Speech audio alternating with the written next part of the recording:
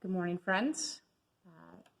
Come to you today again with just so much going on in the world, and I don't really have a song to bring. I've been playing and praying today continuously all week, actually, the Canticle of Turning, which is the song that I offered last week. So I'm not going to play it again today, but the words from that song, the verse, "My heart shall sing of the day you bring. Let the fires of your justice burn. Wipe away all the tears, for the dawn draws near, and the world is about to turn."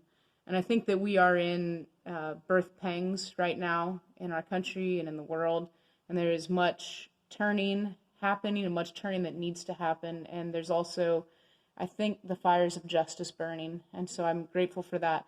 All of that overnight has just been on my mind and my heart, and I just have one short verse to share with everyone this morning, and that's from Matthew 23:20, starting in verse 37. It's really a section of woes where Jesus is kind of saying, "Woe to you, you Pharisees and teachers of the law, and all of the leadership for not acting in justice and not acting in, oppressing people, basically, and woe to them for it." And then Jesus says, "O Jerusalem, Jerusalem, you who kill the prophets and stone those sent to you, how often I have longed to gather your children together as a hen gathers her chicks under her wings, but you were not willing. Look, your house is left to you desolate.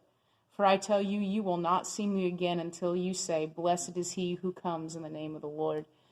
And I just think about the imagery there of Jesus weeping, and in Luke, this passage is connected to Jesus knowing the destruction that's coming.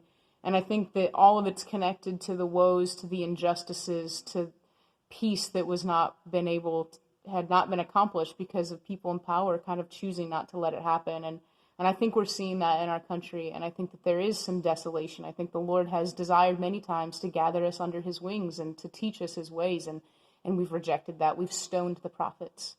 And so now I just encourage us all right now to sit in the ashes and to mourn a little bit, to sit with Jesus looking over Jerusalem, "Oh Jerusalem, Jerusalem," and mourn, but also longing for newness and change, that the world would turn when God's justice burns. And so this is a call to prayer today. Midway City friends, I just encourage you to pray, to really lift your hands to the Lord and seek him for what new thing he wants to do, not just in us and in our body, but in our country and in our world. And just seek the mind of the Spirit today.